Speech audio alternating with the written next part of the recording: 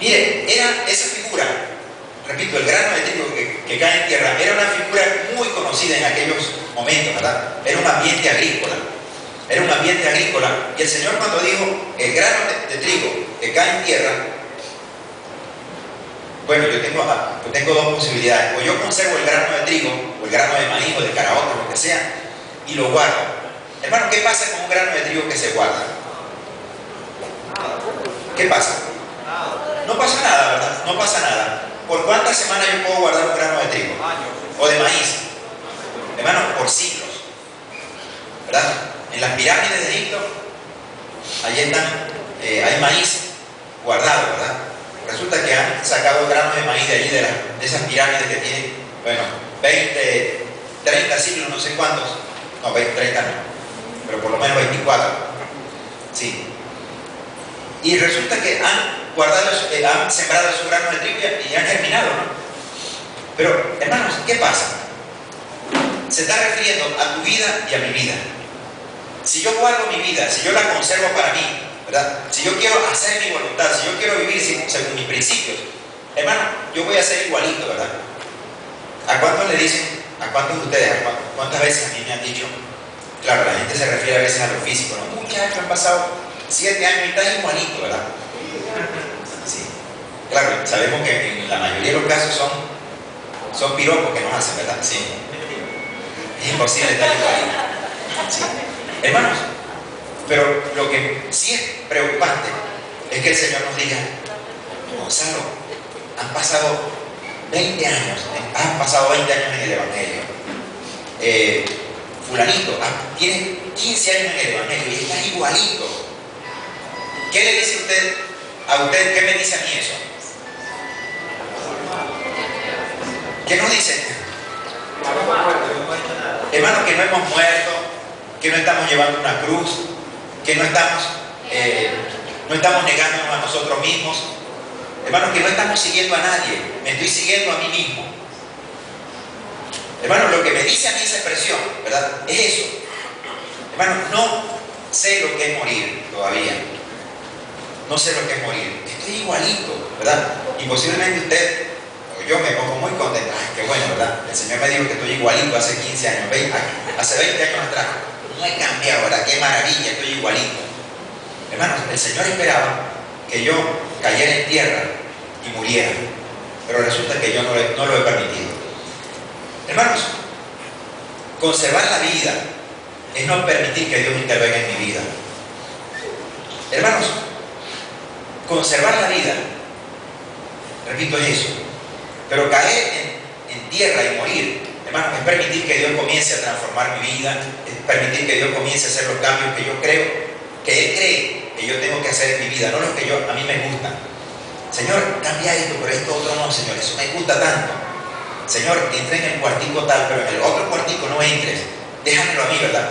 Señor, no seas egoísta, ¿verdad? Señor, te doy el 50 y 50, ¿te parece? ¿Verdad? Hermanos, ¿cuántos hemos hecho negocios con el Señor? Señor, te doy la mitad y mitad, Señor. Hermanos, el grano de trigo que no cae a tierra y muere, dice, hermano, ¿qué va a suceder? Simplemente vas a conservarse igual.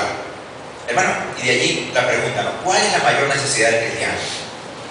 Hermano, yo voy a compartir con ustedes esto, ¿no? Porque cuando yo pensé en cristiano, el Señor cambió esa pregunta de cristiano, la cambió, ¿cuál es la mayor necesidad en mi propia vida? Y casi quiero predicarme a mí mismo, ¿no? Perdone. Si el Señor tiene por casualidad algo para usted también, bueno, tómelo, ¿no? Pero, hermano, la mayor necesidad que nosotros tenemos se llama quebrantamiento. Quebrantamiento. ¿Qué es el quebrantamiento? Vamos a leer algunas citas de la Biblia. Una en Salmos el capítulo 51, 17. Salmos 51, 17. Y luego Isaías 57. Dice Salmos 51, 17. El sacrificio que sí deseas. Vamos a leer el 16. Dice, tú no deseas, le está diciendo el salmista a Dios, Señor, tú no deseas sacrificios De lo contrario te ofrecería uno. Tampoco quieres una ofrenda quemada. El sacrificio que sí deseas es un espíritu quebrantado. Tú no rechazas un corazón arrepentido y quebrantado, oh Dios. Tú no rechazas un corazón arrepentido y quebrantado, oh Dios. Y en Isaías, el capítulo 57, leemos el versículo 15 que dice de la siguiente manera, 57, 15. El alto y majestuoso que vive en la eternidad, el santo, dice: yo vivo en un lugar alto y santo, con los de espíritu arrepentido y humilde. Restauro el espíritu destrozado y humilde, y reavivo el valor de los que tienen un corazón arrepentido. Hermano, qué maravilla, ¿no? El Señor tiene dos habitaciones. ¿Cuál es la primera habitación de Dios? Hermano, en lo alto y lo sublime, ¿verdad? Lo que nosotros denominamos los cielos, ¿verdad? Allí vive Dios. Pero el Señor tiene otra casa también. ¿Cuál es esa otra casa? ¿Cuál es? Hermano, el corazón quebrantado y contrito, ¿verdad? Allí vive Dios. Hermano, no sé cuántos podrían decir, bueno, ya va un momentico, la Biblia dice que yo soy templo del Espíritu Santo. Es cierto, sí, es cierto, ¿verdad? Es cierto, Dios como que se ha comprometido a vivir en aquellos que le reciben como Señor y Salvador. Pero es como decir también, ¿verdad? Según este versículo de Isaías 57, pero en cuantos, ¿verdad? Dios como que ha sido encerrado y le hemos puesto una llave y le hemos dicho: Señor, no te salgas de allí. Señor, tú eres huésped en mi casa, ¿verdad? Y le decimos: este es tu cuarto, Señor, pero no salgas de allí, ¿verdad? Cuando yo quiera, yo abro la puerta y te permito salir. Porque está diciendo, resulta que el profeta está diciendo en 57, 15, está diciendo: yo vivo en el lugar alto y santo, con los espíritus arrepentidos y humildes, y restauro el espíritu destrozado del humilde, y reavivo el valor de los que tienen un corazón arrepentido. Hermanos, resulta que Dios tiene dos habitaciones, sí. Y yo no sé cuántos podrían decir en esta mañana, ¿verdad? Gloria a Dios, yo sé que yo no lo confié en un cuarto. Señor, tú sabes que no te confié en un cuarto. Yo te di toda mi vida, ¿verdad? Señor, y tú conoces cada rincón de mi corazón. Señor, y tú sabes que no estoy buscando gloria para mí, Señor, no estoy buscando, bueno, etcétera, ¿no? Hermano, todo eso que a veces nuestra naturaleza humana lo desea, ¿verdad? Mis derechos, ¿dónde están mis derechos, verdad? Hermanos, ¿cuántas personas podrían decir: Señor, sabes que no te he confinado un cuarto, ¿no? Hermano, pero resulta que, mire, Jesús comenzó su primer sermón. Vamos a buscar un momentico en Mateo el capítulo 3, ese famoso sermón del monte, ¿verdad?